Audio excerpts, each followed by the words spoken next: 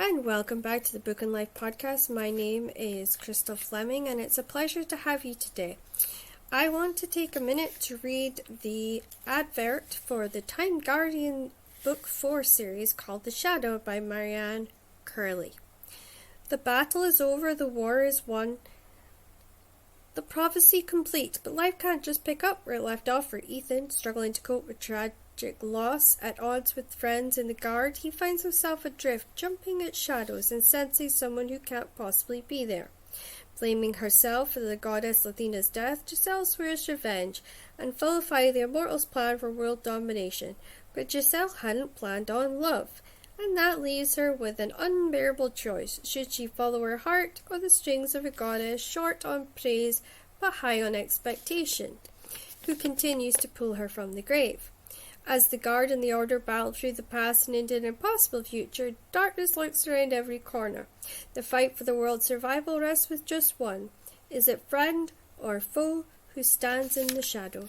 And just a reminder that The Price of Freedom by Rosemary Rao, which is one of her Roman crime series, is being having its sort of a lot of its profits and all costs of it are being donated to the Ukraine crisis, including her agent's commission.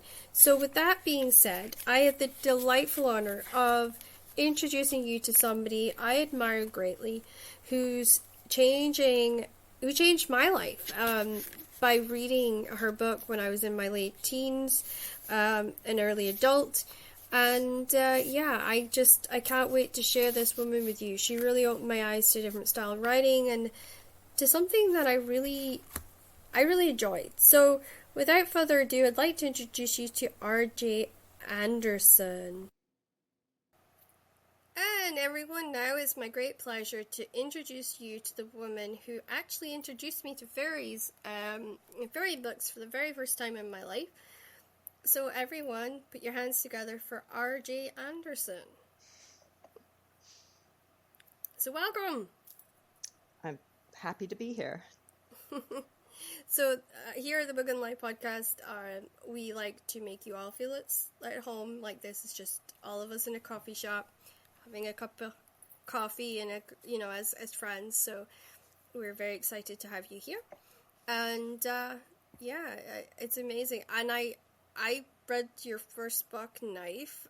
That was my introduction. I don't know if I could remember it now, because I've read so much since then. But I loved it, and I remember it being my first introduction to fairies. And then I went on and I read the Tattoo Fairy series, and I can't remember who wrote that, but it was really good, and it just sort of expanded my love into fairies, because my nickname was Pixie, so I was always trying to find stuff that kind of tied in with my nickname. So, well, my latest trilogy ties in with that because it's about Cornish piskies. So yeah, I noticed that, and I was like, oh, that's cool. I'll have to try and find that in print. That would be awesome. So I'd love to hear about the Flight and Flame trilogy, especially Torch, because you said that's your latest one. Is that right? Yes. That trilogy has a very interesting history in that I wrote the first two books, Swift and Nomad, for my British publisher, Orchard Books, back in 2012 and 2014. And they were at that time only available in the UK because my first three fairy books, Knife, Rebel, and Arrow, had done very well over there, and so my publisher wanted more. So I wrote those two books, but with one thing and another, as publishing is wont to go, the second trilogy that I wrote about fairies, these books about a Cornish piskie girl who lives with her people in an abandoned tin mine in Cornwall, and her adventures, did not sell as well as my publisher had hoped. So I had wanted to make it a trilogy, but they kind of dropped things after the second book. And I knew that was coming, so I did my best to make the ending of the second book, Nomad, as satisfying as I could, but I was always aware, and I knew my readers would be aware too, that it was not totally finished. So I had readers writing me for the next 7 years saying, where is the third book? I really want to know what happens to Ivy and Martin. I'm dying here. And I'm like, Yes. so am I. But I have to write other books that I know I can actually sell. So in that time, I wrote another duology that was published, Pocketful of Murder and A Little Taste of Poison, that were magical murder mysteries. And I saw that, yeah. I was super excited about that. I was like, ha! Yes, they were inspired by Dorothy L. Sayers, and I wanted to write sort of middle grade version of the Lord Peter Wimsey books. So I did those, and that worked out very well. But I still had my heart back in Cornwall with my Piskies, wanting to finish that story. So I finally decided, look, even if I have to self-publish it, I'm going to do it for my readers. And so I wrote that book. But then, fortunately, I was able to get in touch with Enclave Publishing, who had done a lovely job of reprinting my first 3 fairy books for the US market. And they bought the rights to Swift and Nomad, and also to the third book, Torch, which had never been published before at that point. So I was finally able to publish that book, and it came out last year. And it was just lovely to hear from people that had grown up with my books and now were adults, but had been eagerly waiting for this book, Torch. And it was a very gratifying response. So I was happy that I was finally able to complete that story. Yeah, it must. I mean, you say that, you know, about self-publishing and how you considered it. It is strange because there is a lot more of these mainstream authors who maybe the series doesn't go quite to plan, and they're like, oh, well, what am I going to do? You know, the readers really want this. And they are self-publishing. It's not got as big a stigma to it now as Definitely I would say it not. once had. Yeah. I know some fantastic self-published authors who I would put up against any traditionally published author any day of the week. But they chose to go the indie route for their own reasons. For me, that was not as desirable just because of the amount of work and expense on my end to put into all the things that I'm not really interested in. Exactly. I would like to write the book, hand it over to a publisher, have them take care of the rest, and then I can go on to write the next book. That. Yeah, but I really respect and admire those who are out there doing their own, you know, cover designs and promotion and getting their own editors and all that stuff. I have read some very, very good quality self-published works in the last couple of years, and I've been very impressed. And I'm so glad to see the market changing, because it's almost like you don't want to lose those voices. No, you don't. Like, that's right. And traditional publishing can be very restrictive in what it thinks the market wants, and miss that there is a large audience for something that they think is a trend that played out 10 years ago. You know, kids still love books about pirates, and you have children's book editors saying, oh no, pirates were so, 2004 or whatever. There is still a large market for vampire romance, but you still have publishers saying, oh no, that went out with Twilight, and so on. Well, the market is there. It's just, the readers want to find it. So I'm glad that indie publishing exists for that reason. And I mean, it's so strange that you say that, because I went and I wrote Carla, and they told me it was too Hollywood. This was a traditional publisher. I got told it's too Hollywood. It's not going to sell. And I said okay, and I took it to an indie publisher, and it did okay, but it is very hard to kind of break through and get people to realize that this exists or whatever, because marketing in indie is extremely difficult. But I had a tiny group of people who said, oh, Crystal, we adore this story. Why don't you write the second one? And the reason I haven't written the second one is because money. It's very, very expensive. Well, that's the problem, and especially since I walked away from the indie publisher who was trying to put these god-awful covers on it. And that was simply, I know that was just simply pride, because I'm like, well, that's not going to work. Yeah. Those covers. Well, I mean, the author's input and the author's considerations matter too, and I think sometimes the author's sensibilities kind of get down at the bottom of the heap, because there's a perception that authors are kind of prima donnas. They don't really know what's going to work for them. But when you see a bad cover, as a reader, you know it. Yeah. And, I have seen rough covers for my books that I just went, that is not going to appeal to my readers. that is going to give them totally the wrong impression of my book. And so I've had to sort of Right. tactfully explain that to my publisher in a way that explains that they are probably going to lose money on this book if they put that cover on, as opposed to, but you got her hair color wrong, you know, which they don't care about. But if you explain to them that this is going to affect the marketing, then they usually listen. And so I've had to do that a couple of times where I've said, that cover is beautiful, but not for my book, because it gives a totally wrong impression of what the book is about.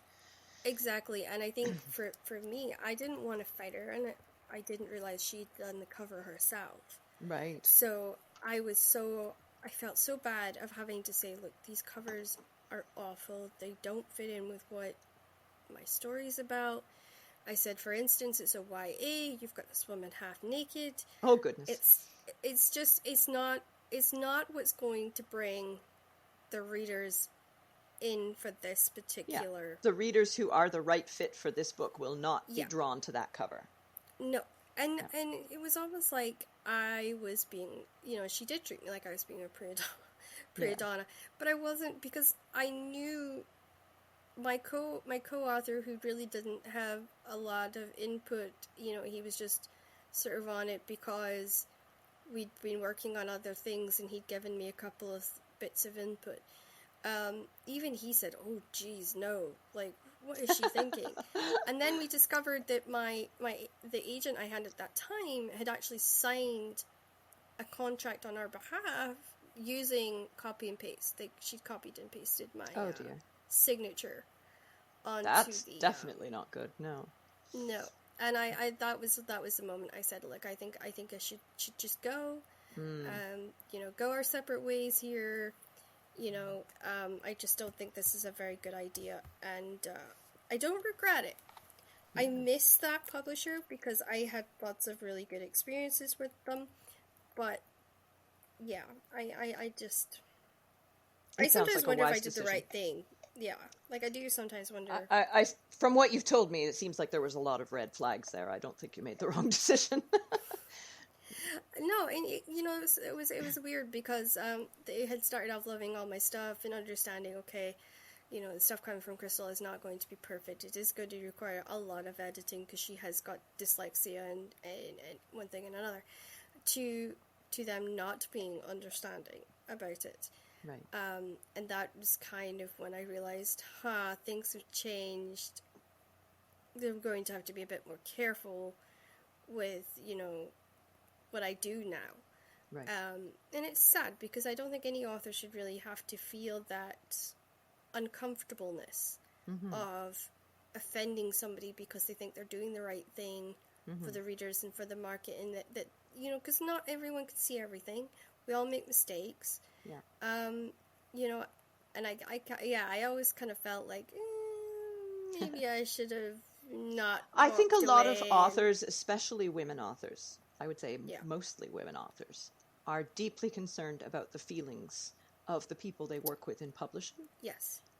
Which is lovely, and is, you know, makes you a more pleasant person to work with than some of the people who think they're entitled to everything.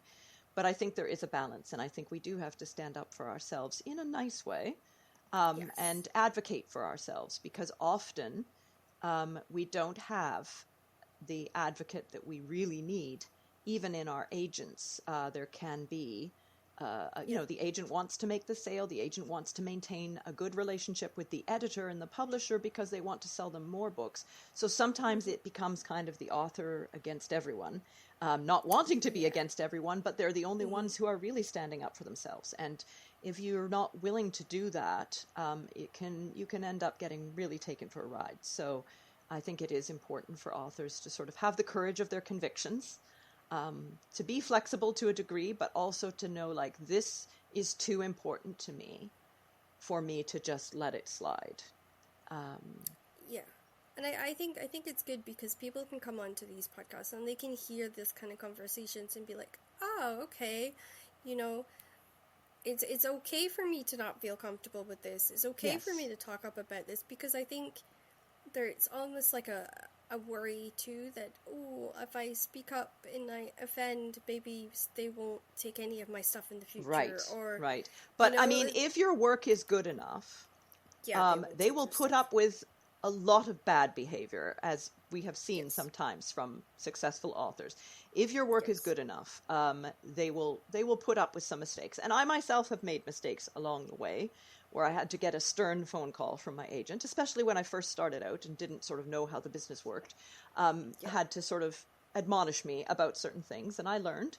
But overall, I don't think the average author is a problem. And I think we have more leeway in that regard than we know. And it's always good to be, if you have an agent, it's always good to be in touch with your agent about how you're feeling about things and, what can we do about this? Because a good agent should be an advocate for you. But if not, if you have if you have contacts, if you have friends who are published authors, it's always good too to run things by them and say, like, what did you do or what would you do in this situation? Because there are some very knowledgeable and helpful authors out there who have been through these kinds of things, and they've said, well, I handled it in this way, I handled it in that way. And I do that for some of my author friends who are find it a little harder to say no than I do, or find it hard to express a nice no than I do. The other week I was talking to a dear author friend who is a brilliant author, and she was just trying to sort of nicely do something related to her career, and I just sort of gave her a template, like, say this, this, and this, and she was like, oh, okay. Yeah. So yeah, it can be very helpful. Yeah. I'm really lucky because I know such a range of authors, from crime to children's, that sometimes they'll say to me, "Oh, because I was thinking, I don't know how to approach this. I don't want to offend." And I've even reached out. Like, I'm working with a fantastic author who's she coaches on the side. Right. And she says, "Look, I'll coach you through this." And she said, because I had the most heartbreaking rejection from Mills & Boon for a series I thought was absolutely perfect for them. Mm-hmm. And she said to me, don't worry about it. There's, we've got other options, And she was really good, and she really grounded me, and she said, just keep your head down and keep writing. Yep. Don't let it mean that you stop writing that book and you just forget about it because you think it's not going to work, it's not going to sell. Mm-hmm. And just finish your midwifery series and keep moving. Well, I certainly kind of went through an experience like that with Knife, actually, because I first wrote it when I was 23, which was 1993, which is actually the year in which the book is set. But I didn't get it published for another 15 years. But, I believed in that book. I believed in those characters. I believed in that world. I believed in the premise of the story, even if I could see from the feedback that I was getting that it wasn't quite there yet. And I did eventually end up completely rewriting that book twice. Same world, same characters, same very basic plot, but a lot of the surrounding details and the way I handled the story changed completely. Before that book got published. But if I hadn't believed in that story and the potential of that story to sell, if I hadn't believed that it was different from anything that was out there and that I had something to say with it, I could have given up and moved on to something else. But I didn't, and I'm glad. So. Yeah, you sometimes need to feel that strength within yourself to just say, this is something that's going to work. And it's funny because when you came on, when I wrote The Orchid Guild, and you'll love it because it's, Celtic mythology invades Redding, California. It's different, because you've got Selkies, and that's something that we never really see in mythology-based fantasy novels, because Selkies, unless you've lived in Scotland your whole life, you don't necessarily, or in Norway and Denmark and that kind of region, you don't really know what a Selkie is. So I explored that, and I explored vampirism in a different way, and I explored angels in a different way, and power in a different way, and maybe, Welsh witches in a different viewpoint. And I put it together, and everyone kept saying to me, the book's too long, the book's too long, the book's too long. So I cut it. And so now, instead of it being a 3-book series, it's going to probably end up being a 6-book series, size-wise. Right. And you're probably the only reason that I think the Orchid Guild is still going, because I really believe in Susie and I really believe in Taylor and Lance. It's got that love that you find in a lot of the successful novels. Like, you could say, oh, they've got the same kind of relationship as Twilight, but you could also say, well, there's the same sort of feelings as you would find in Vampire Diaries, or you'd find it, but it is completely different because it's completely different mythology. It's a completely different adventure and quests. It's taken in a different route. Yeah, so like as I was saying to you, like I think I would have quit because I had a lot of people tell me, this isn't going to work, and your dyslexia is too bad, and we don't want to put the money in to edit it and stuff. But I haven't given up, and I've got a lovely gentleman who's shopping it right now, and he's been on this show, and he's absolutely determined that he's going to find the right place for it, and he's going to get it sold. And it's nice to have an advocate like that. He doesn't represent anything else but that book, and it is nice because I feel like somebody else believes in the story too. Right. And I think it's important. Yes, that's definitely, I think, an important part of the writing process as well, to have cheerleaders who support you and encourage you to keep going, who understand what you're trying to do and who like it, as opposed to people that you might, try and find beta readers or critique partners or so on, that they may not really get what you're trying to do, or they might try to change it into something that's more to their taste. But if you find someone who's a good match for your work because they already like the things you've written and they get what you're trying to do, and they can just be there to support you and say, I believe in this book, I believe in you, I believe, even if they have no power to sell it for you or anything of that sort. Yeah. Again, I have a couple of lovely author friends with whom I exchange chapters of my work in progress, and they share theirs with me, and we just cheer each other on, as opposed to giving that very critical feedback, which is necessary but comes later in the process. I find it hard to get through the first draft. To me, that is the hardest part. So to have someone who's just reading it chapter by chapter and going, oh, wow, that's really exciting. I wonder what will come next. Or, oh, I can't wait for the next chapter. Even something just as simple as that can keep you going when you would otherwise feel like discouraged and inclined to give up. So. And that's the thing, I haven't really kind of found a group that I could do that with my fantasy work. I have a lovely woman who's, as I said, coaching me for my romance stuff. But fantasy's where my heart is. Like, YA is where I love to be. So, like, I feel alone when I try and write that stuff because I don't have that group of cheerleaders that I can fit in with, and I can read their stuff and they can read mine. Do you know what I mean? And have that camaraderie because I'm not hooked into that world. Right. And, I've done sports romance for so many years that it's almost like I only know that little portion of people in that way.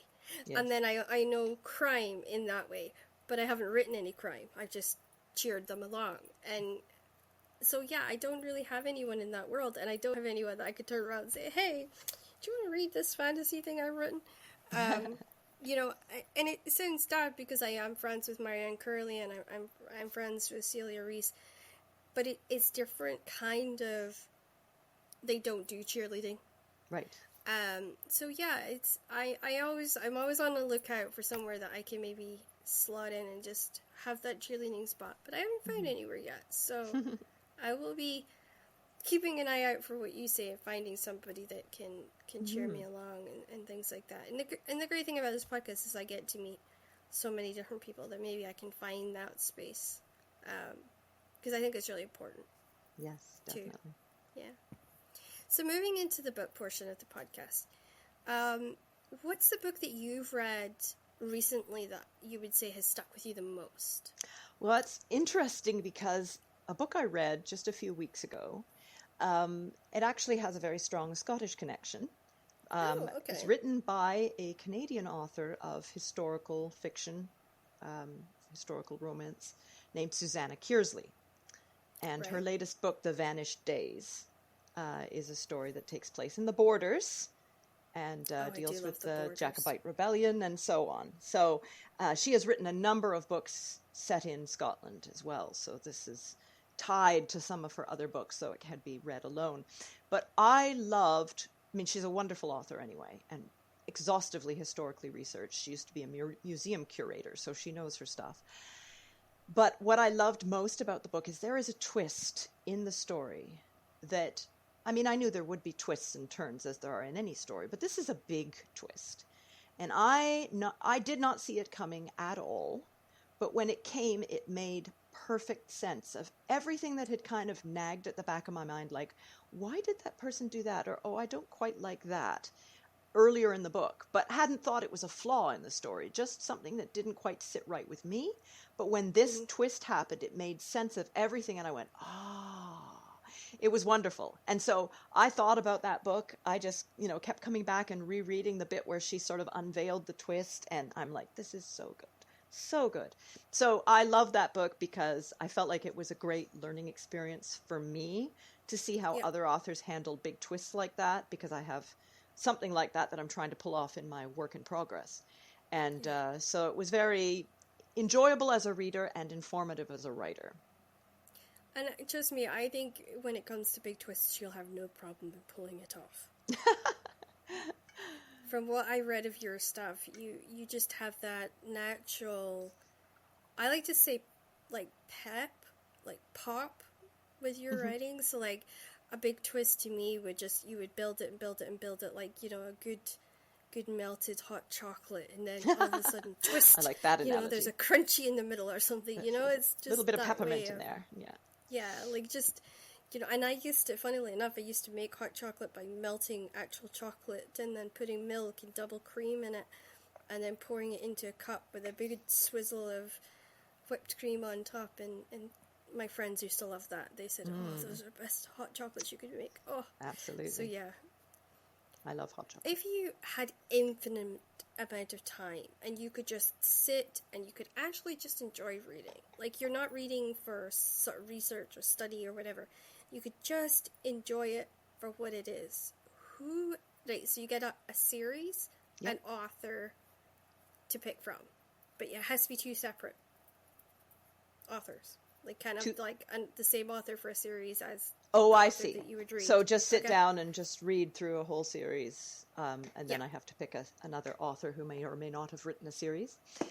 Yeah. I would say if I had an infinite amount of time, I would again reread, although it's more like a reread, the Attolia books by Megan Whalen Turner. The Thief, The Queen of Attolia, The King of Attolia, Conspiracy of Kings, Thick as Thieves, and Return of the Thief is her most recent, which just came out last year. And I would love to just read the whole series through again from beginning to end, because I've only read the last book once, but I've read the other ones multiple times. And I just love how rich that series is in characterization and in just subtle clues and twists and things. And I mean, she's just a wonderful writer. So I would certainly like to sit down and re-savor that series. As far as an author goes, to just sit with a pile of their books and just kind of work my way through them.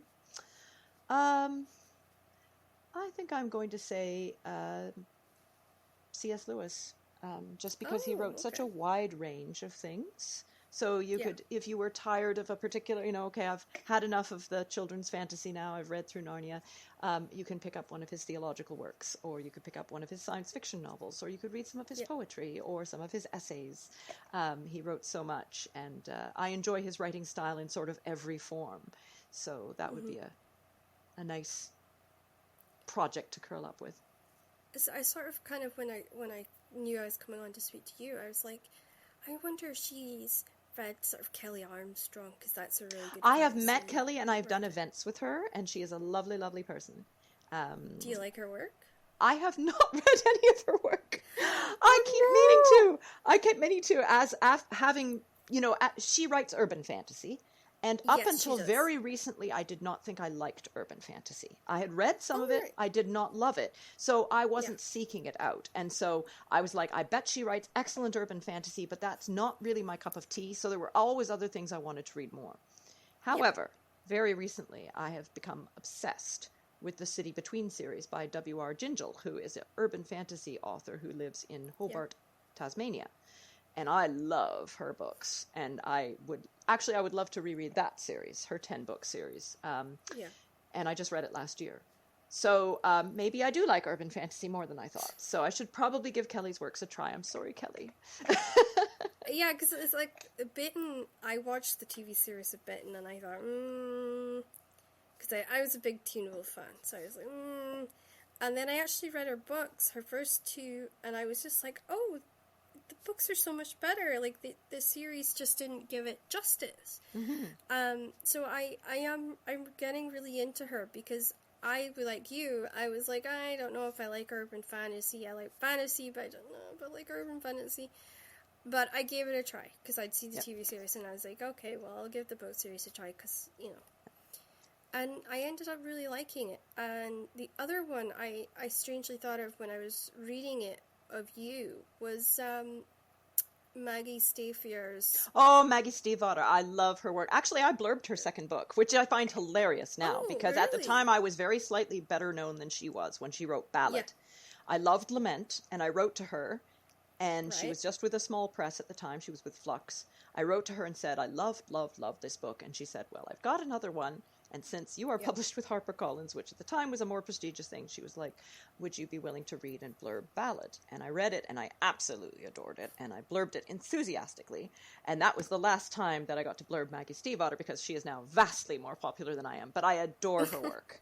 I would say you two are still on level. I'm sorry. I think you're both exceedingly talented and you're on the same level. And it's weird because I kind of came to her later. And I read, or I'm currently making my way through the Shiver series, the Werewolf series. Right, yeah. And so many people had said it was awful, and I think they had compared it to, like, Twilight and Kelly's work, and so I was a bit sort of iffy about kind of wandering into that world to because you do end up with a lot of these negative kind of thoughts in your head, and I thought no I'm going to try it, and I actually have ended up loving it because it's so well done, and it's softly done, and it's not it's not the Shiver series is sort of the slightly more commercial end of Maggie. I actually love Maggie's literary stuff like the Scorpio Races and her Raven Boys quadrilogy. She kind of leaned into the more literary and folkloric elements in the writing, and she, as a prose stylist, she's superb, and she is. So I just find that very satisfying because I do love good prose. Yeah, so see, I knew we would have some people sort of on par with each other, because I was like, oh, I wonder if she's also, like, because I went through a Sarah J. Maas period, and I actually started reading her before she took off. Mm-hmm. So, like, I read Throne of Glass just as it was coming out, and then all of a sudden, it was kind of everywhere, it was like, the series was huge.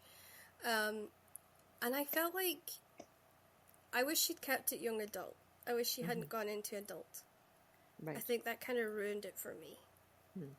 I think it would have been nice if she'd stayed in young adults, but I understood how characters needed to grow up and adventure into more. But that is like, you're kind of almost traveling through several different worlds for that one. So you have sort of the Assassini style, and then you have her going in, living in the castle, and then you have the politics of the castle, but you also have this, you end up meeting these witches that are, one side's good, one side's evil, and she really is really good at combining all these worlds into, like, one place. So it really is, like, I would say a high concept fantasy world. Right. Which was quite nice. Like, I think, in a way, you would enjoy it. Some of the adult elements, I just think ruins it, but other than that, it's a really good I started reading Throne of Glass again around the same time probably you did, that it was just starting to take off in terms of, people. And so it was one of these things where I was like, I should be aware of this since it's starting to become a thing and I want to know what she did. It was not for me. So I have not read any more of her books. I was just not the right reader for what she's doing, but obviously she's very popular. So she is. I mean, she's done fantastically with the series, and she's gone on and she's done really good with her sort of Court of Thorns and Roses series, and and I think she will be one of these authors that I think will be very prolific, and we will probably be talking about her for a very, very long time to come. But she she's very interesting in her ideas, especially taking a sort of fairy tale setting like she did, and putting a new spin on it. I think it was very ambitious, and I think she rolled the dice with it, and I think she got really lucky. It did as well as it did. Have you tried Victoria Aveyard? I have not read any of her books yet. No. Yeah, I'm aware They of are her quite stuff. good. Yeah. She's got a very. She reminds me of you. It's very smooth. It's like as smooth as glass. Her writing, and such an enjoyable experience.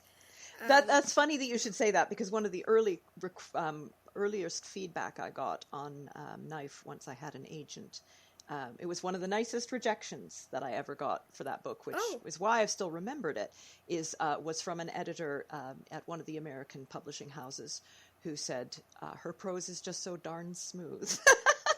So for you to say that too, I'll have to accept that is how my prose comes across. I often wish I could sit back and read my prose the way that I read other authors' prose and see it objectively, because I would like to see, where I can improve or where I can, and I just can't. I'm always seeing it with a very sort of critical eye of, I wish I'd used this word there, and I'm very picky about my words and my rhythm of my sentences.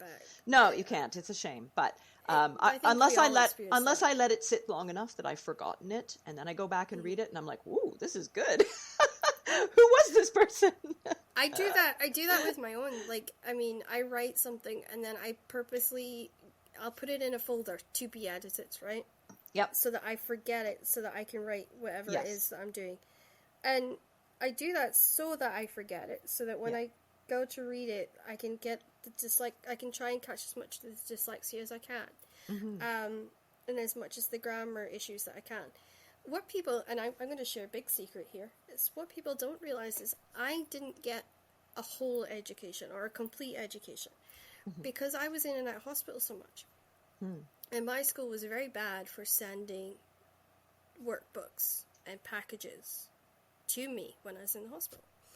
So, we had one teacher who walked up and down our rows of beds and taught us. And it was like, even though you were sick, you were expected to learn.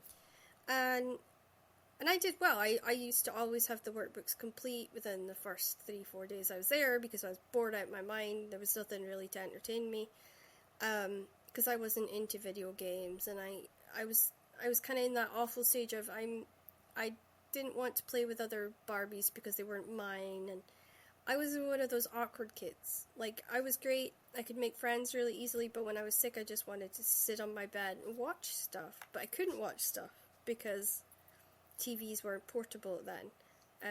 Computers are now my saving grace in hospital. And so I had to I just did my homework. And it's sad, because I think a lot of the problems I have with grammar and a lot of problems I have with missing grammar is because I didn't have that full English education that I wish I had. Right. And I had a mother who was dyslexic, and she was trying to teach me, and she hadn't had a full education system either. And I think and when I say that, I'm not saying that to gather sympathy.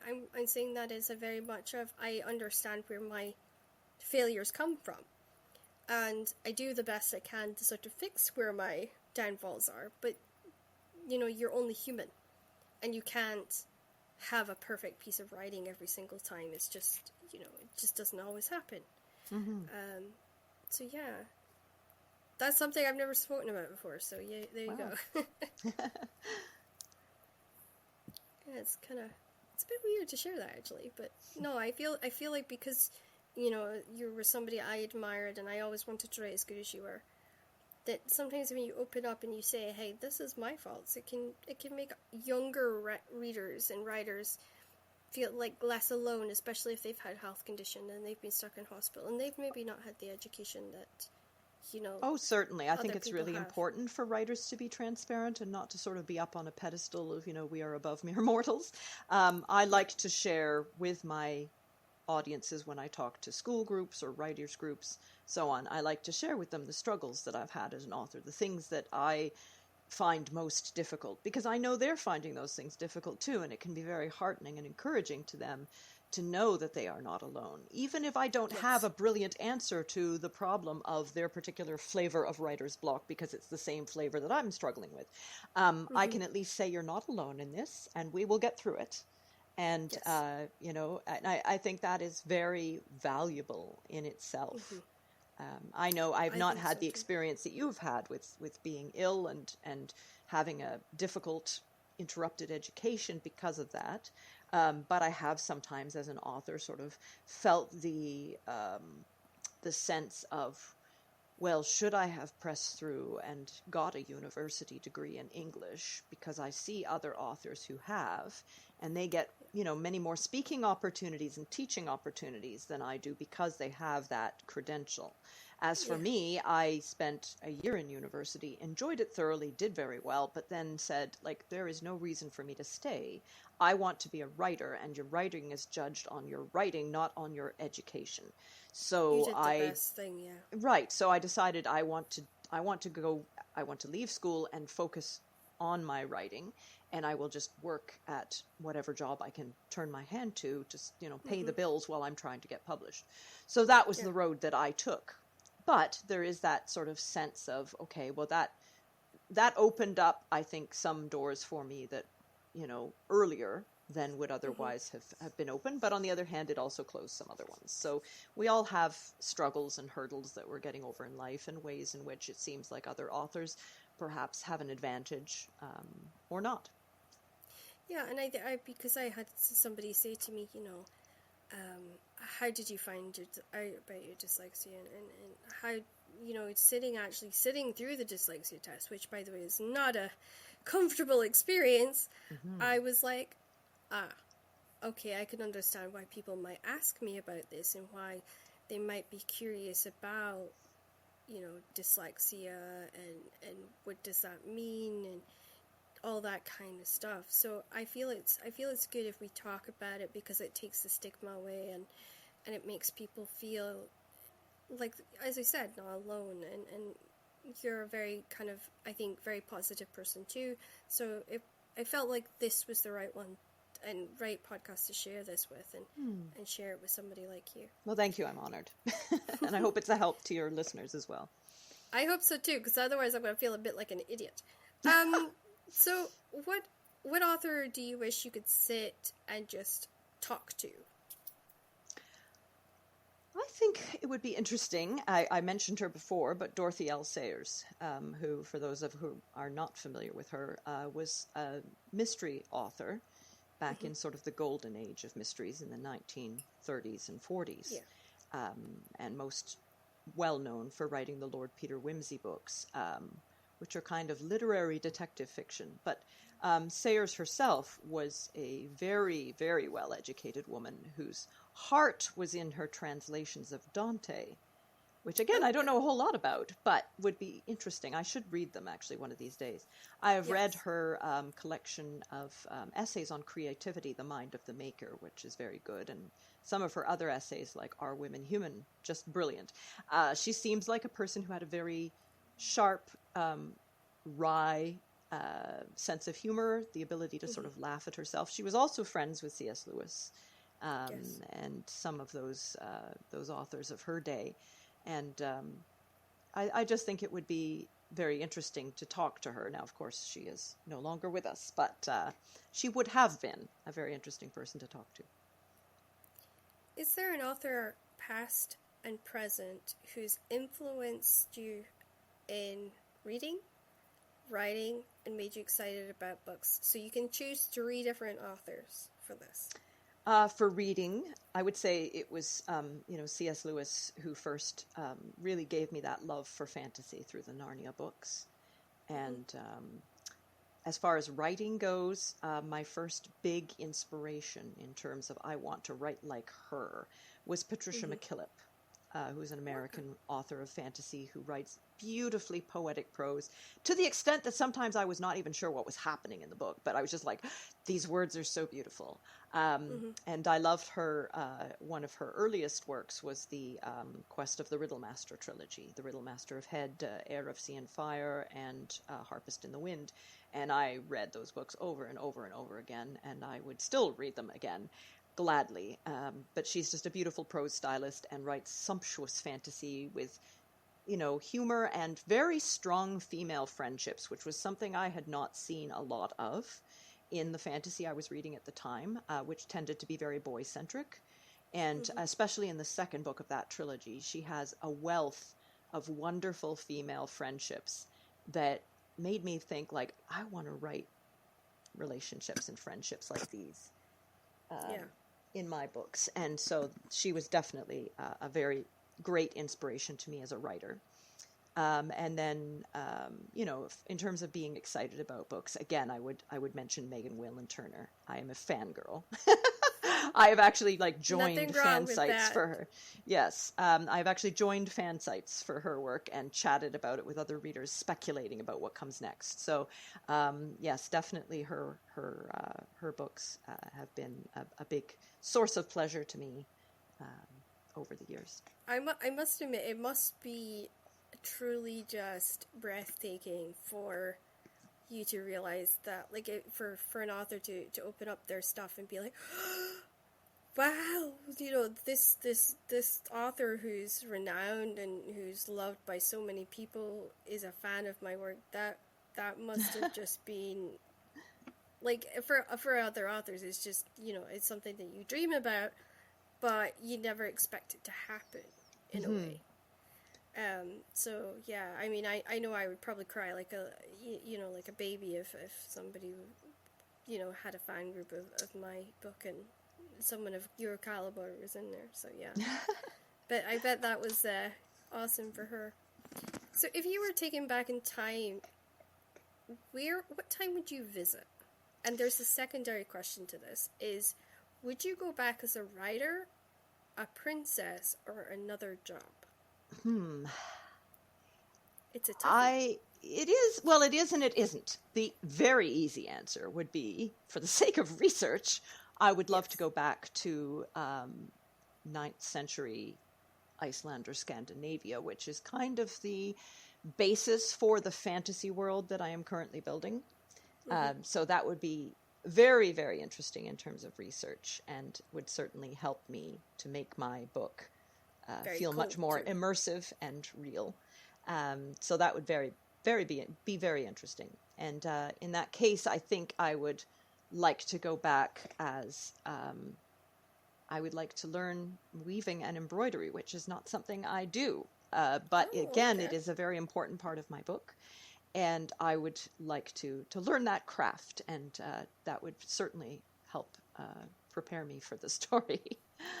It's so funny you say that, because in Iceland, Faroe, Shetland Islands, weaving, sewing, embroidery, knitting, and crocheting, that's sort of implanted into women. Yes. Yeah. And it's really drummed into us. I remember, in Shetland in particular, there was knitting classes in primary school. Wow. We were really young children with knitting needles. I don't know why they thought that was such a good idea. And we were... No one died, I assume. Nobody died, no. There was a few people that got poked and smacked. Hopefully no one lost an eye, yeah. Yeah, no, we weren't, trying to kill each other. But, we learned to knit. I could never do the crocheting. Crocheting, you had to sort of prove to yourself in math class to be able to do. And I could never keep the sequence of numbers in my head very well.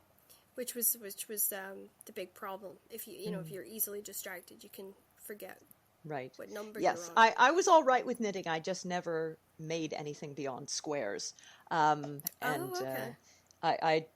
I did a bit of crocheting, but again, never made anything beyond sort of a little practice strip.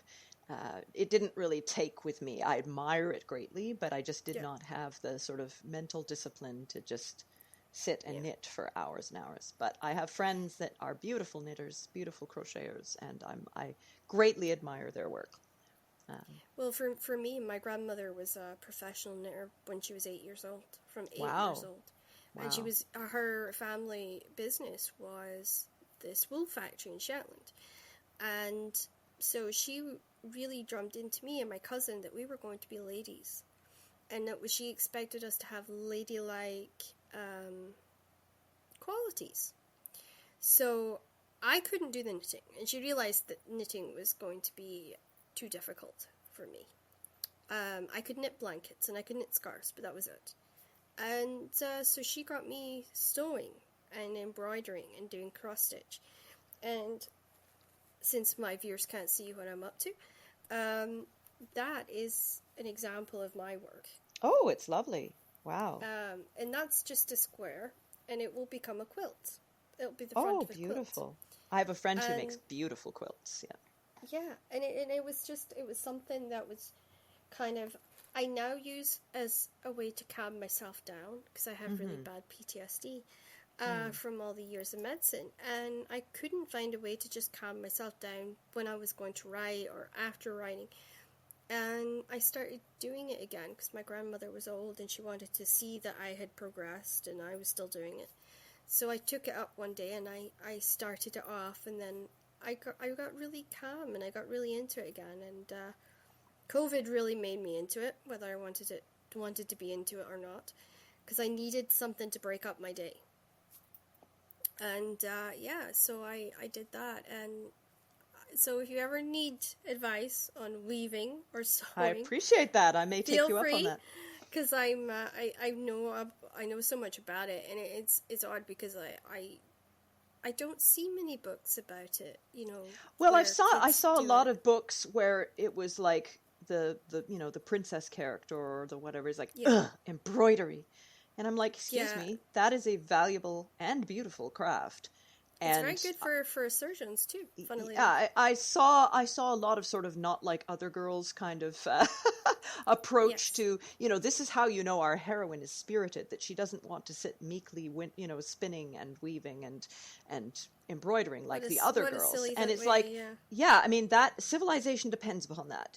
Who's going to make the clothes, right? Mm-hmm. So I wanted to write a story where the heroine is very proud of her skill at embroidery, and it is a valuable skill, and it actually helps keep her alive when she would otherwise be perhaps devalued and cast aside. And so that is something that I want to emphasize in my story, is the value of that work. And in the world that I'm building, it's actually sacred work. Its prayers are embroidered, and when you pray as you embroider them, and then afterwards you run your fingers along the embroidery and sort of repeat the prayer. So I love that. That is really well. So. Yeah, that's the sort of kind of care and the love that I think just blows people away, because you do really put your blood, sweat, and tears into sewing. Sometimes literally because you stab your finger. Or you sew your finger into it. I have done this recently. I actually, it's a hanger. I took this finger and I had actually sewn the very first top layer of my skin. Oh dear. Onto the fabric, and then I was like, why is my finger not coming away? And then I looked underneath and I'm like, oh, drat. Okay. And then I had to cut myself out, and then I had actually just taken like the very first layer of skin completely off my finger. Oh dear. Well, I think the devaluing of the skill and labor that goes into making clothing and making anything that we wear or use in our homes, it's really the result of the Industrial Revolution and the commercialization too. The fast fashion, right? When you can just go to the store and you buy something you don't think about for $20, and then you throw it out the next season. You don't understand that in past generations, clothing was extremely valuable, and it was a lot of work. And that is why people patched things. That is why people darned things. That is why people had to have the skills to remake old clothes into new ones, because it was just so much labor that went into that. And so I think that's something that has crept into fantasy, modern fantasy, this devaluing of that labor and the lack of awareness of just how fundamental it was to cultures across the board. And I look forward to reading this story because as I said, I haven't really found ones that are excited about, sewing and writing. Like, the things that if we didn't write, there wouldn't be Twitter. There wouldn't have been a Facebook. There wouldn't have been, these social media sites that we can actually communicate on, because guess what? Writing would have just been word of mouth. Stories told to each other, Yeah. So I like to hear about people that are excited about these things, because it keeps it going. And we need it to keep going, because our lives would change forever if we didn't. Have you ever picked up a book and thought, what was I thinking? Like, why did I start this book? Because I know we all have one book that we've picked up and we thought, seriously, what was I thinking or not thinking when I did this?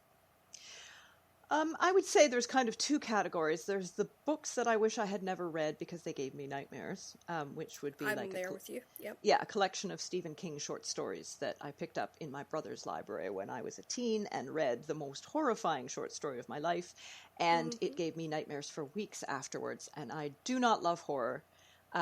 So it was just like I so regretted that I had read that just out of curiosity. So yeah, horror, anything horror, would definitely be a no-go for me. But in terms of book that I picked up thinking I would like it and then was bitterly disappointed and angry over it, would be, there was a book that came out many years ago now, it must be 20 years ago now, by an author who has probably since gone on to other things. I don't know of anything else that they've written. But it was a continuation of a beloved children's classic novel. And because I had loved the classic novel, I was like, oh, I would like to, read this continuation.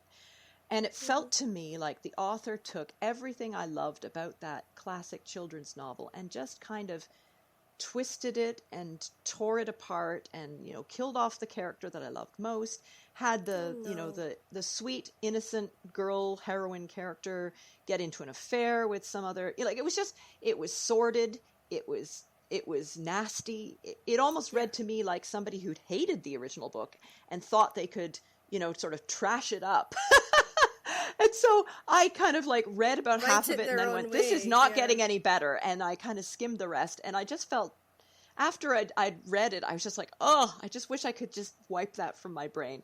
I've seen other books that kind of, took something that I loved and was like, I'm going to put an adult twist on it. And it's just like, no, that never really ends well. don't do that. Yeah, no, I've had those moments as well.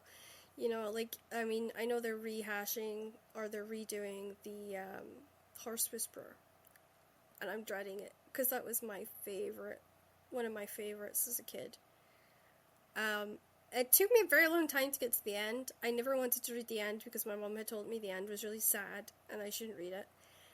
And it wasn't until I was 20 that I actually read the end. Because I used to always stop at a certain spot where I knew that it wasn't going to get sad. But I kind of manned up and I read the end and I was like, oh. So I hope they don't change it too much. And I think they're also doing it as a film too, which I think, no, I think that's too rough. I don't, no. I just think some things should be left alone to be beautiful and kept that way. So moving into the writing portion of the podcast, how do you go about creating the darker elements in your storylines?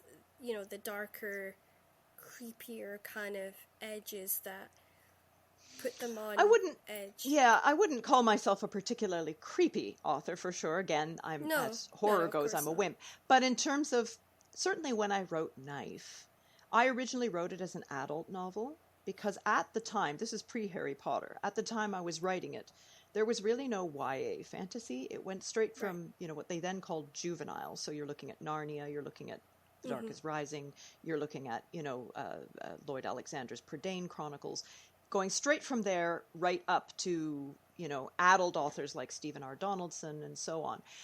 There was really nothing in between. And so it was kind of a sudden jolt when you got to be, 13 or 14 and you suddenly had to jump right into adult books. But there is an attempted suicide in Knife, and I thought that would be very sort of heavy content for impressionable young readers by publisher standards. And so I thought, well, because there is a genuine romance in the book as well, which is something you didn't see in juvenile books, because it's a genuine romance, and because there is this suicide attempt, which is thwarted, but nonetheless, it is a serious part of the book. And, those darker kind of elements, I thought it would have to be adult. But by the time I was, able to actually get it published, the whole market had changed. And there was publishers saying, oh, no, that's not an issue. We're dealing with teen readers. And as long as it's handled well, that's fine. So I'm glad that the market changed in between those two times. But I would say... Yeah, I would just say I write what I feel the story needs.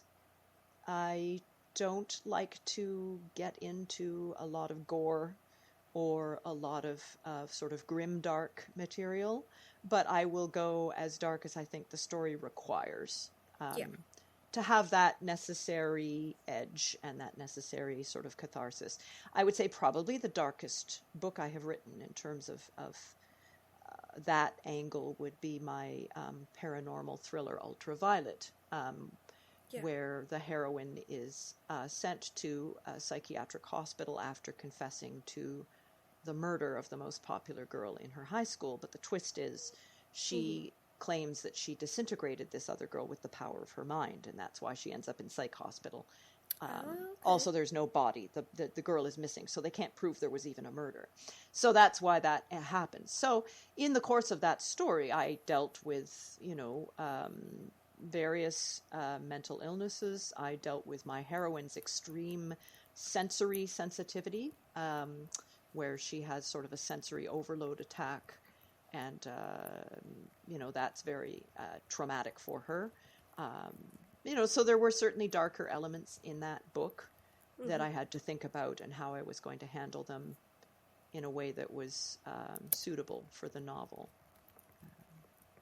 Yeah, no, I mean, I get that from doing sort of the darker edge in Immortals. I had to have a stabbing, actually, in the story, and because she has to die to become immortal, and I just raked myself over the coals about it for weeks, because I'm like, oh, I don't know if, he has to betray her this way, she has to die to become immortal, and so yeah, when it comes to darker edges, I think as authors, we struggle with that in a way, because we don't know how far to take it, like you try and go with the story, but then you're also which I think is where a good editor yeah. or critique partner can come in and say, I think you've gone a little far with this. I think it's a little gratuitous here. Or I think you need to go harder with this. It just seems a little bland. It doesn't seem like you're really digging as deep as you should, and I'm not feeling it the way I should. So I think that's where it's a very valuable place to have feedback. And not so much with the darker elements, but with some faith elements in my stories. I wanted to run... some references to faith and some conversations about spiritual things. I ran them by people who have different beliefs than I do and different beliefs than the characters in the story do, just to say, like, does this make sense? Is this offensive in any way? Is this, is this something that seems overly preachy to you or perhaps not clear enough? So that has been certainly helpful in terms of just reaching out to people and getting that feedback. Do you ever get that worry that you do over preach? Like, do you ever have that sense of, I want a little bit of faith in this, and then you're like, I may be preaching too much? You have that concern rather than because I never set out to write for the Christian market, although I am a Christian myself. I was deliberately interested in writing for the general market, out of a Christian worldview, basically. Yes. So I was familiar enough with the general market in terms of what other books contained and didn't contain, that it kind of gave me a baseline. I could see the degree to which certain authors preached their beliefs, for instance, if they were atheist or agnostic or pagan. I could see the degree to which that came through in their novels. And I was like, well, you know, if my Christianity comes through to that degree, it's fine. Right. And again, it was editors. I was pleasantly surprised, actually, by my editors, especially in writing my second book, Rebel, where the one of the heroes is a missionary's son. He was raised with missionary parents in Uganda, which is actually where I was born. And he comes to the UK for school and goes to a Christian school that he absolutely hates, and has a kind of a crisis of faith in the course of the story. So faith is very much a part of the story, because he is wrestling with his faith. And do I really believe this? Do I want to keep believing this? And in the course of the story, he has some conversations with other people who have faith. So that was very much part of the story. And I thought my editor might want me to cut it down or take it out. But actually, my editors, one was perfectly fine with it and never called me on any of it. And the other just actually wanted me to clarify something a bit more, and just like, you know, my human character and my fairy character are having a conversation, and she mentions the great gardener and he talks about God and so on. And the editor said to me, well, is the great gardener that the fairies worship God? Like, and I'm like, well, yes. And she said, well, why not say that? So I'm like, okay, you want me to be that clear? Sure, let's go for it. So I was actually pleasantly surprised that she, although not a Christian herself, was perfectly happy to have me clarify that. So that was a pleasant surprise in that regard. And in one of my later books, I have a heroine who is part of a persecuted religious minority. And again, her faith is part of the books, because she has to confront the possibility that, yes, she will succeed more in her quest, which is a very important one, to prove her father's innocence of a murder, if she hides that she is part of this religious group and pretends to be part of another one. And for a time she does that, but she has to sort of grapple with, like, where, you know, am I going to stand up for what I believe, even though it could cost me? So that is kind of a thread that runs through that book. And again, I had no problems with my editors or anything about that. I had, one reviewer, I think School Library Journal, or one of those larger reviewers, who was a bit miffed that I introduced religion into the book, because wasn't she oppressed enough that she was poor and part of this, you know, hated ethnic minority, without bringing religion into it as well? And it's like, well, you know, too bad for you. It's not the book for you, but that doesn't mean it was wrong to bring it in. No, I totally agree with that. And then I myself, like, because I am a Christian, I always, like, wonder, like, I don't tell people when I submit, because I'm terrified that that's going to be something that becomes an issue, or they automatically think the book's going to be too preachy. So yeah, I tend to not tell people that I am a Christian. Do you have that, like, worry that I might get prejudged if they know that I'm a Christian author? I in a sense, I had to take my father's advice. That my father, his advice to his children when we went away to university was nail your colors to the mast, which is that if up front you let people know that you're a Christian in some way, by what you write or what you don't write or what you say on social media or whatever, then that gives you sort of the courage to move forward. You've already declared yourself. You've already declared where you stand. And that was one of the reasons, actually, that I wanted to, if I got the chance, to speak openly about faith in my second book, because I'm like, I want people to know this is the kind of thing that you may come across in my books, and if you don't like it, stop now. You know, that Rebel is still my most sort of overtly Christian book, but there are Christian elements sort of dropped into or alluded to in my other novels as well. And it seems that, I mean, the people that didn't want that kind of thing bailed, and that's fine. They are not the readers that I am looking for.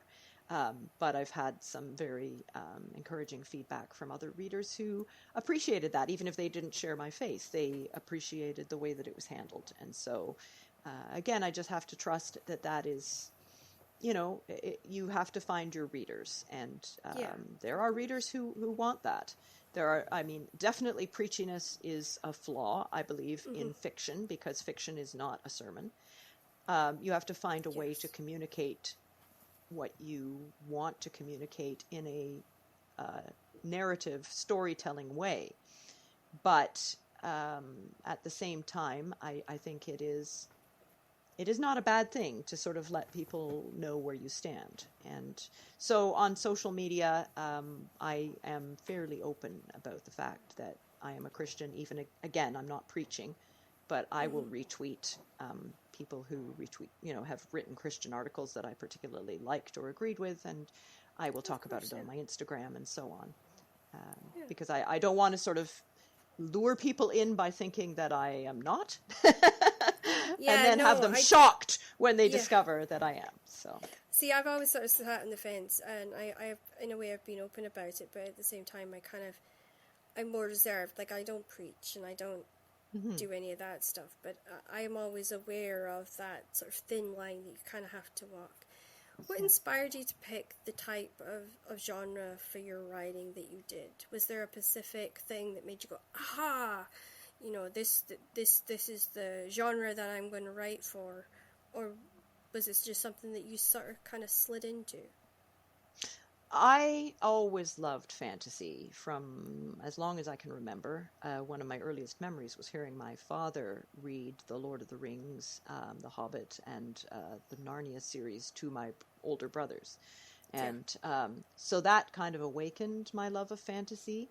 And as soon as I had access to a library, I used to take out piles of fairy tales and folk tales and legends and mythology from the library, and I read all of Andrew Lang's The Blue Fairy Book, The Red Fairy Book, all of those, and so I couldn't get enough of myths and fairy tales. And then as I grew a little bit older, I discovered the classic sort of juvenile fantasy that were then available, Ursula Le Guin's Earthsea Trilogy and so on, and that became sort of my food all through my teens. I basically read exclusively fantasy and science fiction. It wasn't until I got into my 20s that I branched out to anything else.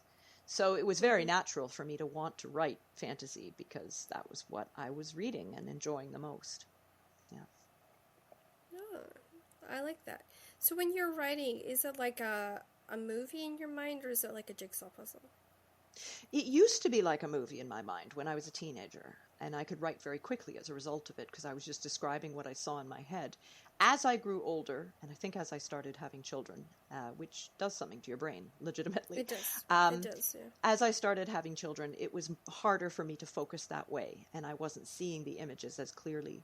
These days, I feel kind of like I'm tiptoeing through the fog with a flashlight, and I could just see a small area in front of me, and so I will describe what I see, and then I just have to take another step day by day and find out where the story is going. So no, I get that totally. It's a little bit crazy because you just kind of feel like you're searching almost for the story, or it comes straight at you like a movie, and you've got no choice but to write as fast as you can to kind of keep up with it, I think.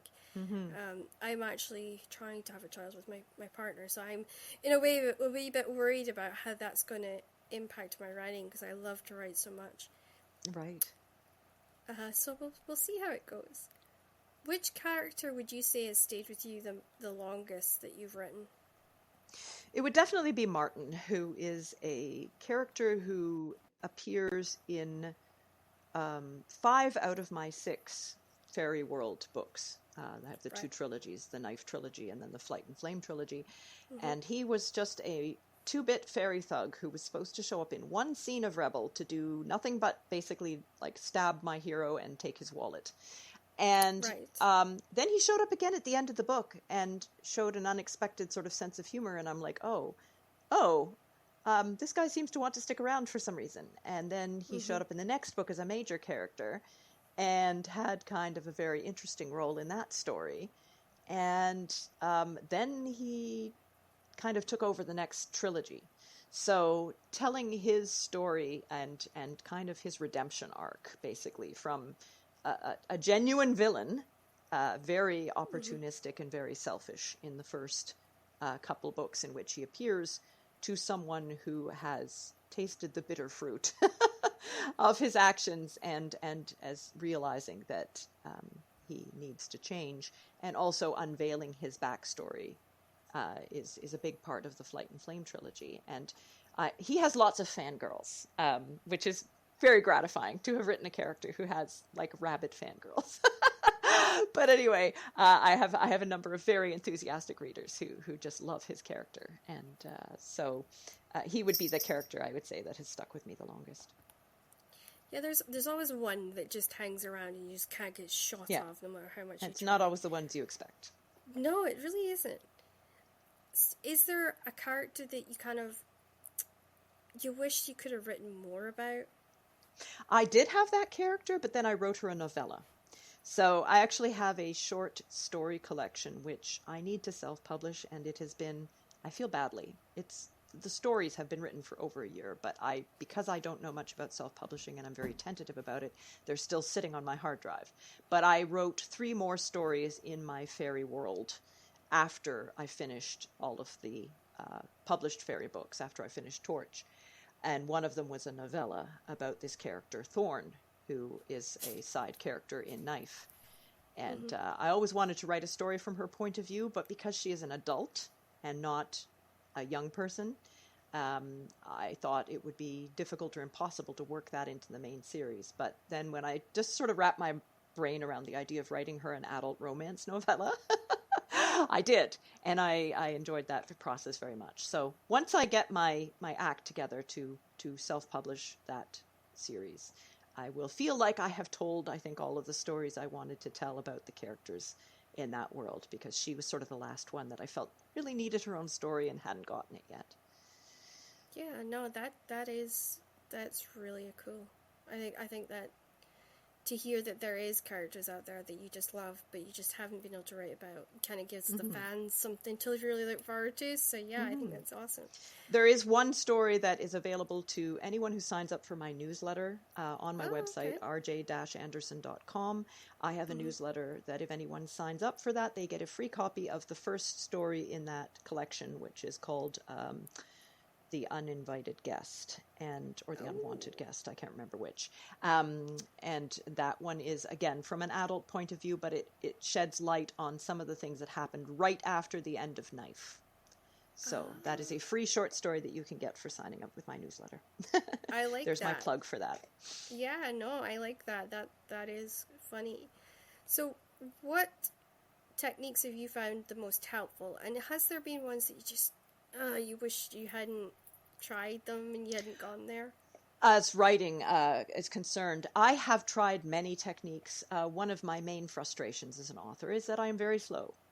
And it seems increasingly slow as the years go by. I used to be able to write thousands of words in a day. Now I am lucky to get hundreds. So I was very tempted by things like, first draft in 30 days, fast draft, and so on. And, NaNoWriMo and all these things that promise to get you through that first draft faster, which is always, as I said, the hardest part for me. So I tried some of those fast drafting methods, but to me it felt like falling down a flight of stairs. And I fast drafted the first draft of Ultraviolet, and I got, more than 50,000 words in, and I hated it. And I did not want to look at those words again, and I did not find them useful in any way. I just had to throw them out and kind of go back to the start. So I just, came to the conclusion that method is just of just putting your head down, writing fast, not editing, not thinking about what you're doing, just writing as fast as you can. It works brilliantly for some people. It is not for me. I need to ponder. I need to edit my work as I go along. That is actually part of the pleasure of writing for me. They always say, don't do that. But I know I can finish things. I know I won't get caught up in editing endlessly and never finish. So I can have the luxury of editing as I go along, and feeling good about the words I've written that day is very important to me. So editing is a very important part of my process. So it does take time. It does mean I am a slow writer, but it does mean that I have very high quality drafts by the time I've finished, not publishable quality, but higher quality than a lot of people that just fast draft. So I'm satisfied with that, even if it takes longer. So, yeah. Yeah, and for me, I tried pantsing. That was my one. Couldn't do it at all. I totally fell apart. I've revisited pantsing because I had this beautiful story. It was a Western, and it was in a notebook with 47 different novels that I planned to write, and my husband, who was moving us house, lost the notebook. So I'm trying to recall it all and sort of pantsing my way through, because I was halfway through writing one of the stories, and I'm now sort of having to plot, pant, and plot at the same time, which is incredibly difficult. So yeah, I don't recommend it. It's an awful thing. So let's get into your life. So let's get to know RJ as herself. This is the most important part of the podcast, because it really demysts us as these, as you said, sort of supernatural, everything's perfect, we always write perfectly, and all those sort of myths that we live in mansions with servants, or we're antisocial trolls that never leave our homes. So the first thing I enjoy doing when I'm trying to de-stress would be go for a walk, especially in the forest. I have a nice nature trail near me, and when I'm feeling stressed out and I'm creatively blocked, that is a thing that I do to just sort of get my mind at peace and just have a sort of mental reboot. So I go for a nature walk. I find that's really important, and I think people necessarily don't realize that we actually do need to take that time out to just hit pause and just clear our minds. What hobbies do you do, and what ones do you wish you had more time to explore? My hobbies currently, I bake sourdough bread for my family, and I enjoy that. That's quite relaxing. I watch K-dramas. I really have come to enjoy Asian dramas in the last couple of years, especially Korean dramas. I listen to K-pop, which again is a discovery of the last couple of years. So those are the things that I mostly do. Ones I wish I could explore, I did take a little course in embroidery, but my eyesight is kind of wonky for a variety of reasons. So threading the needles is too hard for me. It's just too stressful. So I admire other people's embroideries. Yeah, you can actually get needles that have a little... Yes, and I've seen them. Yeah. But, there is ways around it. I know, because for my gran, I had to do that with her. So yeah, there is ways around it. What's the first thing you do in the morning to kind of get yourself into that writing spirit? When it comes to my writing sessions, I exercise first, because I find that gets my brain going. So I go for a walk on my treadmill, or I go outside and walk. I do spend time in reading the Bible and praying. Again, that sort of calms my mind and prepares me for the day. When it comes to actually sitting down with my writing, I make a big cup of tea. And I go and I sit down, and I like to put on sort of background. I used to be able to write with music, even with lyrics. But now I prefer like nature sounds. So I like to go, I started with Noisely, and now I go to mynoise.net, which has a vast assortment of sort of noise landscapes. And so I'll put on like Autumn Walk, or, depending, something that fits with the mood of my story. I can even create ones that sort of have the sounds that I imagine in my story. And that I will just have that in the background going as I write. And I find that calms me, it quiets my inner editor. So that I can write more freely. So that's helpful to me. So what do you look forward to the most with your writing? What sort of dream have you yet to achieve that you long to with it? To me, the main thing was being able to walk into a bookstore, see my book on the shelf, and to be able to meet readers and other authors. And I have realized all three of those dreams in various ways. There are still authors I would enjoy meeting, but I've been able to enjoy that and have that experience. And so those are the main things for me. I think of course it would be lovely to win a major award. I have been shortlisted and a finalist for a number of lovely awards, but never won a big one. That would be nice, but I also know a lot about the process that goes into selecting people for these awards, and it's not always what the best book is. So I feel like that is less of a validation than it used to be for me. But it would still be nice. It would be good for the sales of the book, for sure. Oh yeah, no, it is very helpful. I myself have a long-term illness that makes me slow down and appreciate the day what makes you slow down and smell the roses? Um, I would say just the awareness that being a writer is not ultimately the most important thing about me, even if it is an important part of my life. It is not my full identity. And if tomorrow I was suddenly stricken with, severe brain fog, I mean, now I have mild brain fog, but if it was too severe that I was not able to write, I would not lose my worth as a person, or I would not lose my ability to have a meaningful effect on other people's lives or the world around me. I think that helps keep everything in perspective when I'm tempted to freak out over my writing career or where it's going or not going. It just helps me to remember that I am more than my writing. Yeah, that's very, very true. So where's your favorite place to curl up during the day? Is it like a garden? Do you have a cafe or a reader's nook that you like to go to? Really not. I mean, I have, sometimes I go to write at a cafe just for a change of pace. But I don't have like one specific place. I have the place in my bedroom, the corner of my bedroom where I write, and sometimes I sit on the couch in the living room, but it's not sort of this special dedicated creative space that I would love to have, but has just never worked out. And that's fine, because I mean, there are authors who have these beautiful creative spaces, and it's very easy to look at them and envy them and feel like, oh, if I only had a space like that, I could write wonderful books. And the truth is, you don't need it. I wrote, a good chunk of my books sitting next to my bedroom window with like a TV table. I totally get that. That's a thing. So it's lovely to have that, but it's not essential to being a writer. And I want to say that to encourage people like myself who just don't have that because they're writing in a tiny little flat or they've got kids running around all over the place or whatever it may be. Yeah. You don't have to have that to be a good writer. Oh no, I totally get that. It's just sometimes super frustrating, because you feel like, oh, I need that space to sit and read. I particularly myself, I'm always trying to find somewhere in the house that's just mine and I can read there, and it's not going to happen because we stay in a 2-bedroom small flat. I think that's a really important thing to say, is that a good reader's nook is not the be all or end all of being happy and just reading. Mm-hmm. Well, thank you so much for coming on today, because RJ has been an amazing guest. We are skipping the word game this week, but it has been truly amazing to have you on.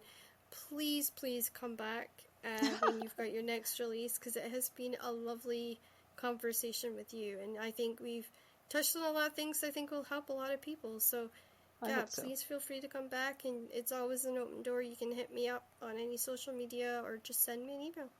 Thank you so much for having me. It's been a pleasure.